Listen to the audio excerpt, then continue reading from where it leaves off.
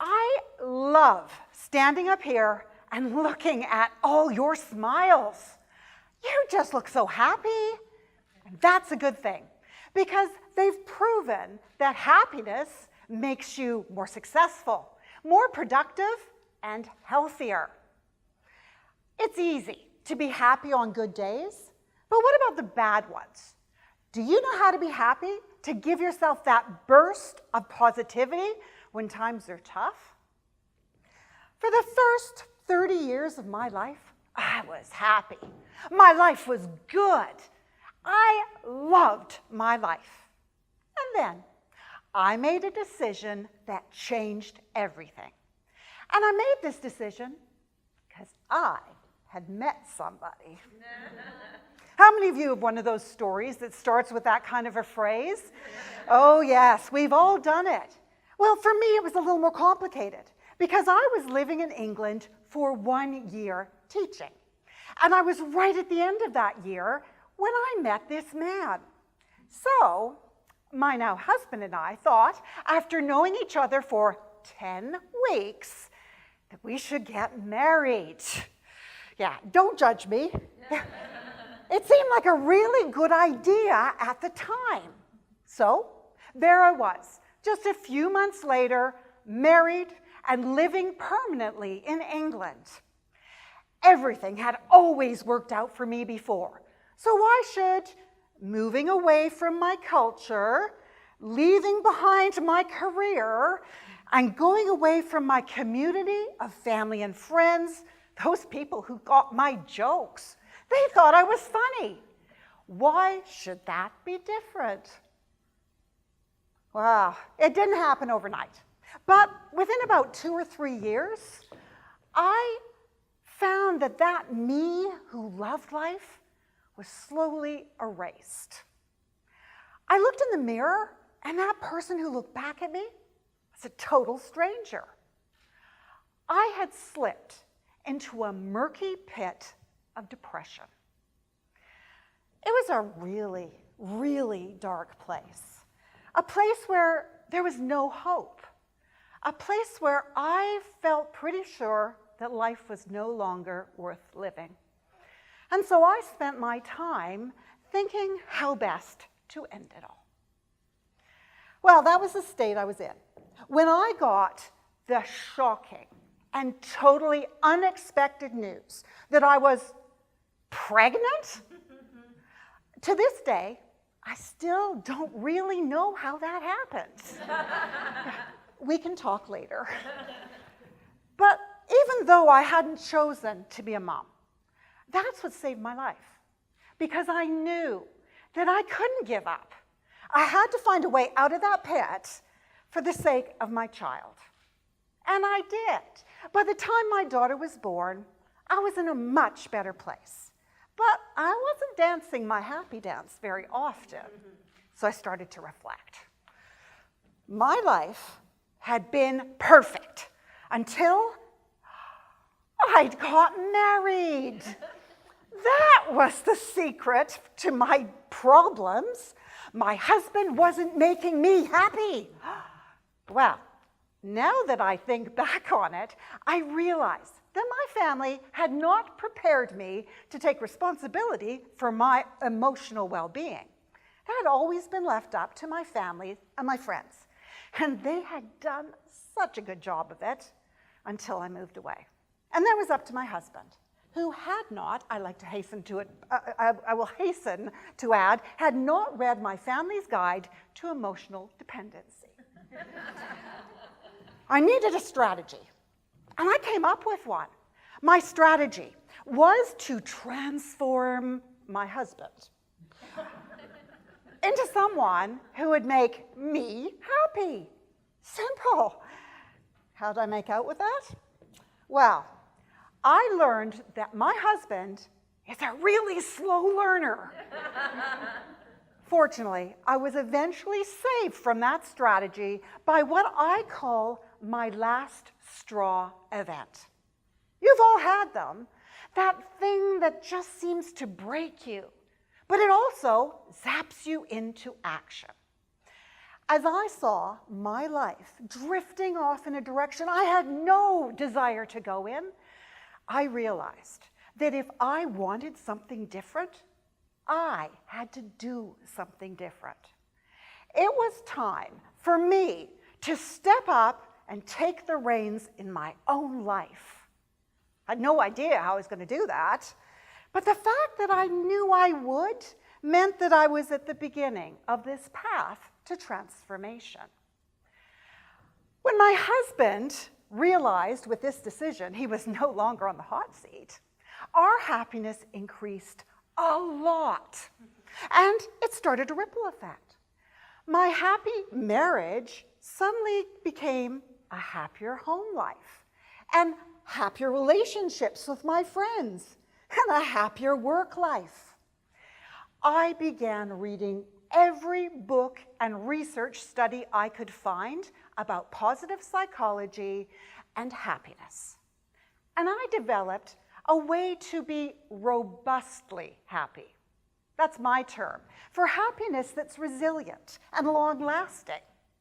And best of all, I had a strategy for my children, so they would never go through what I had gone through. If you want to be happier in any area of your life, you can be, but it's up to you to make that happen. Don't just sit back and expect it to happen to you.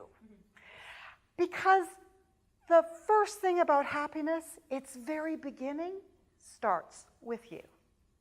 How many of you are living a happy life? That is fantastic, as long as you've chosen for it to be that way and you have some strategies to support it. Otherwise, you're really putting yourself in a really vulnerable position. It's okay to enjoy the happiness that other people bring into your life. Just know what to do if for some reason they disappear and that happiness is no longer there. You can choose just to flounder, or you can look at it as an opportunity to learn something more about yourself. Change the lens you're looking through, because happiness continues with perspective. Those values, the strong beliefs that you have, are your mindset. And that's what you use to view the world around you. Positive psychologist Carol Dweck divides everyone into two groups of mindsets. Interested in finding out which one you're in? Okay, this is easy. It's not really a test, so no worries. You're pretty safe here. I'm going to give you two statements. All you have to do is decide which one you agree with more. So, number one, do you believe that everyone is born with a specific level of intelligence and that never changes? Or do you believe that everyone is born with a specific level of intelligence, but you can get smarter? All right, so everyone's got the one they think they agree with most? If you agree with the first one, you have a fixed mindset. People with this mindset tend to see the world in terms of winning and losing, success and failure. And because of this, it's very difficult for them to take a risk if it means they might possibly fail. They would rather do the same thing over again if they know they'll be successful at it. On the other hand, those of you that liked the second statement, you have a growth mindset. People with that mindset don't believe in failure. You have success and you have learning opportunities. These people are lifelong learners. They're always finding something more that they didn't know about themselves and the world around them. Now, both of these mindsets, perfectly valid. One is not better than the other unless you want to be happy. If you want to be happy, you're better off with a growth mindset. And the good news is, you can change the mindset you've got if you want to. The first step to doing that is simply being aware of how you view the world around you. If you have a fixed mindset, and you don't want that anymore, and you find yourself getting defensive. You've made a decision and somebody's coming up and saying, "Are you sure that's the right decision?" Rather than going, "Of course I'm sure," because you don't want anyone to think your intelligence isn't high. Stop and think to yourself, "Well, I think it is, but tell me what you have to say and maybe I'm learning something." Just a different way of viewing. And if you want to be aware of yourself, you need connection. So it's not going to surprise you when I say happiness deepens with connection. You are your closest friend and your oldest ally, and yes, sometimes your greatest critic. But own who you are.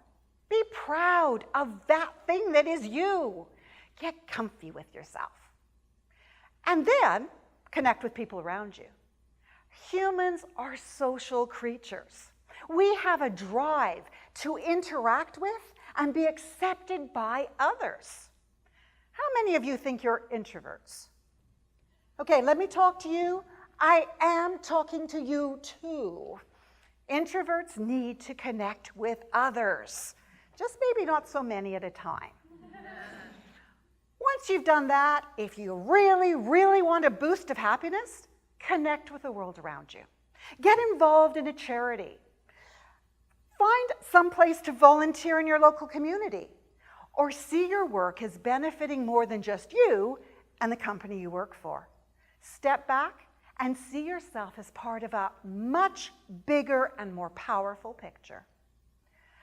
All those years ago, if I had realized that I was responsible for my own happiness, and I'd had a few strategies to help me out, I may never have fallen into that murky pit.